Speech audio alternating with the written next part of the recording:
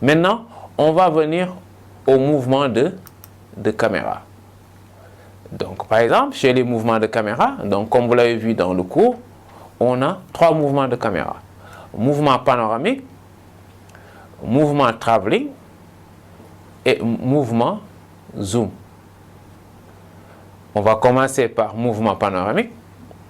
Donc, on va essayer de le définir. Le panoramique, ou panneau, donc dans le langage il est appelé panneau, est un déplacement de la caméra sur son axe. Il permet un accompagnement du mouvement d'un personnage. Il permet aussi d'établir un lien dans la continuité visuelle entre un élément du plan et un autre que l'on découvre ensuite. C'est donc un élément narratif. Par exemple, si vous regardez bien, on dit il permet un accompagnement du mouvement d'un personnage. Par exemple, un réalisateur, il peut dire il y a une personne qui quitte d'un point A pour aller d'un point B. Comment le montrer à l'écran? Il dit tout simplement, on prend une caméra et on l'accompagne. Donc, on fait un panneau. Maintenant, ce qu'on n'a pas dit, c'est un peu cette valeur de plan qu'on va faire. Donc, ça veut dire que la valeur de plan est toujours en premier. Donc, il faut le déterminer d'abord avant de déterminer le mouvement. N'est-ce pas? D'accord? Donc, et si on dit que c'est un élément narratif, parce que tout simplement, si vous regardez, si vous connaissez bien un film comme Derrick, donc cet élément est très utilisé. Par exemple, quelqu'un qui a une mallette d'argent et qui part à la banque, n'est-ce pas? Donc, on voit la caméra le suivre. À un moment, la caméra le laisse et fait un panneau pour aller montrer d'autres personnes. Et si on regarde bien, qu'est-ce qu'on peut expliquer? On peut voir que ces 2 personnes qu'on a montrées, ils n'ont pas le même décor. Parce que si on regarde la personne qui va vers la banque, il a un décor de banque. Et de l'autre côté, peut-être les autres qu'on montre, ils sont dans leur voiture, ils ont un décor de voiture ou bien un décor de parking. N'est-ce pas? Si on avait coupé, donc le téléspectateur qui regarde, il va croire que ces 2 plans, ils ne sont pas tournés dans le même lieu. Mais c'est le panneau qui nous dit que ces 2-là, ils sont dans le même lieu. Parce qu'on voit la caméra partir pour montrer ces personnes-là. Et si on regarde ces genres de scènes, on voit nettement que ces personnes, ils poursuivaient le gars qui a de l'argent et qui va à la banque. Sûrement, ils vont le tuer et Derrick, il va tout de suite venir pour commencer l'enquête, n'est-ce pas? On considère généralement comme panoramique un mouvement délibéré du cadre, alors que de légers mouvements de quelques centimètres, destinés par exemple à conserver un acteur en gros plan, qui tourne la tête dans un cadre bien proportionné, sont plutôt des rattrapages de cadre. Les panoramiques peuvent être effectués à l'épaule ou sur pied. Les trépieds sont surmontés d'une tête rotative à mouvement fluide. Il en existe une grande variété. Maintenant, on vient au dispositif. Au dispositif. Si vous regardez bien, donc chez les trépieds, on en a un certain nombre. D'accord? Donc, ils sont un peu variés. Et la différence est que un trépied, il est vendu, le tripode, il est vendu à part, et la tête, il est vendu à part. D'accord? Maintenant, la différence est qu'on a des trépieds qu'on utilise dans les studios. C'est un peu les systèmes, ce qu'on appelle les systèmes 25 des studios. Ou qu'est-ce qu'on a remarqué? La différence est que ces trépieds ont des roulettes, d'accord, qui permet au caméraman de pouvoir déplacer dans les studios, n'est-ce pas? Maintenant, on revient au pied. Par exemple, là, si on regarde bien, on a un pied, tout simplement. C'est un trépied, tripode.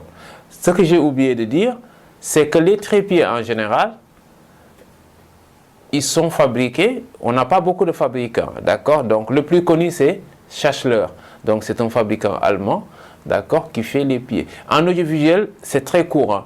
Donc les trépieds, ils sont fabriqués que Schaeffler. Les caméras, ils sont que 3 fabricants, JVC, Panasonic et Sony, etc., etc. D'accord? Maintenant, tripode, il est vendu sans sans tête. Donc ça veut dire que là, un caméraman, il peut acheter les tripodes, les pieds, et il achète plusieurs têtes. Ça va lui permettre de pouvoir monter une tête par rapport à ce qu'il veut tourner, n'est-ce pas? On va aller aux têtes, par exemple, ce qu'on appelle les têtes fluides, le FSB 4. Donc ça, c'est une tête qui est vendue à part. La qualité d'un panoramique et sa transparence. Le spectateur ne doit pas s'apercevoir du mouvement. Il faut donc que la régularité, la vitesse et la fluidité du mouvement soient en adéquation avec l'action, n'est-ce pas? Sauf, par exemple, si quelqu'un il filme des voitures de course. Forcément, il est obligé de prendre la même vitesse que la voiture, n'est-ce pas? Pour effectuer un bon panoramique, il faut placer le trépied à un endroit permettant le mouvement complet, disposer les branches de manière à éviter d'avoir à enjamber une branche dans le mouvement, car ce passage amènerait une rupture de la fluidité du mouvement. Régler les fluidités en fonction de la nature du mouvement. Ce réglage est toujours oublié des débutants et cet oubli a deux conséquences. Le mouvement est médiocre et les mécanismes de fluidité étant forcés, cela les détériore. Répéter le mouvement jusqu'à un résultat convenable. Filmer en commençant toujours, sauf indication spécifique du réalisateur, par un cadre fixe et en terminant par un cadre fixe. Donc ça, c'est un peu la règle. Pour un panoramique à l'épaule, il faut être jambes légèrement écartées et bien sûr se placer en équilibre pour le cadre de fin. Donc on vient maintenant sur les travelling. Comme on peut le définir, le travelling est un déplacement de l'axe du cadre. Le point de vue se déplace, soit parce que l'action se déplace, soit parce que le réalisateur veut modifier la perception que l'on a de l'action ou de la situation. Si vous regardez bien tout à l'heure, pour les panoramiques, on a vu que la caméra, le point de vue de la caméra est fixe. Tandis que là, le point de vue de la caméra, il se déplace, n'est-ce pas? Le terme travelling est propre au cinéma français. Les Américains disent tracking shot. Les travelling aériens sont appelés mouvements de grue.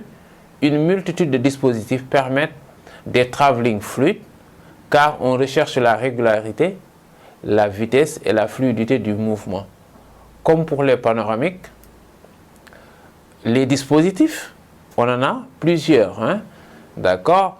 Le chariot de travelling sur rail ou sur pneumatique permet des mouvements précis et rapides, mais les passages doivent être prévus. L'avance et les rails sont visibles sur le travelling avant et arrière. La dolly, chariot sur pneu qui permet de petits mouvements de grue à hauteur d'homme. La voiture travelling permet de filmer une voiture embarquée en éclairant et en conservant un décor réel qui défile. Donc je vais revenir à ça. Pour la voiture travelling, par exemple, j'ai un exemple. Par exemple ça, si vous regardez bien, la voiture qui est filmée, il est embarqué. Ce n'est pas le chauffeur qui conduit la voiture, mais la voiture est embarquée sur une autre voiture. Donc les techniciens et tout le personnel qui gravite autour du film, ils sont sur cette voiture, où la voiture est embarquée.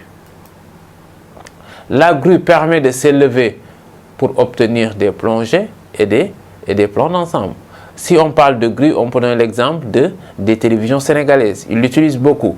Maintenant, reste à deviner, est-ce qu'ils utilisent bien le langage cinématographique? Parce qu'on voit que, par exemple, si vous regardez la lutte, par exemple, l'exemple de 2STV, ou bien même de Sen TV, ou bien TFM, ils utilisent les grues. Vous voyez tout le temps, il y a un caméraman qui est assis sur une grue, et qui a sa caméra, et il est balancé n'importe comment. D'accord? Le Steadicam est un harnais assez lourd porté par l'opérateur. La visée se fait en observant un moniteur TV à hauteur d'œil. Les mouvements sont d'une extrême fluidité. Même quand l'opérateur court, il permet des déplacements dans tous les sens et en toute autonomie, descente d'escalier, poursuite, etc. Maintenant, le Steadicam, si vous regardez bien, si vous ne le connaissez pas, il est très utilisé dans les matchs de football. Sur les points de corner, on voit que la personne qui fait les steadicam, il est un peu pratiquement sur les points de corner. Celui qui fait les touches est un peu les corners. D'accord?